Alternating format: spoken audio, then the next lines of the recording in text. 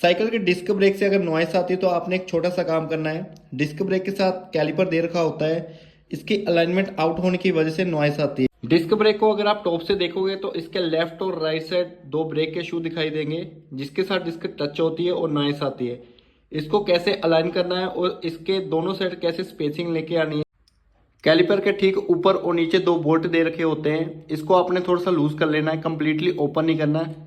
एल्की की हेल्प से आपने इसको लगा के थोड़ा सा लूज कर लेना है। इसी तरह नीचे वाला बोल्ट जो है लूज कर लेना है। लूज करने के बाद आप देख पा रहे होंगे इसकी मूवमेंट हो रही है लेफ्ट और राइट, ये देखो। तो आपने टॉप साइड से इसको चेक कर लेना है, इसकी मूवमेंट कर लेनी, जिस साइड से टच होता है उसके ऑपोजिट आपने थोड़ा सा मूव कर लेना है और बोल्ट को टाइट कर लेना है ऊपर और नीचे वाले को। तो इससे क्या होगा, आपकी अलाइनमेंट ठीक हो जाएगी, दोनों साइड से स्पेसिंग आ जाएगी और डिस्क में से जो नॉइस है वो रिमूव हो जाएगी।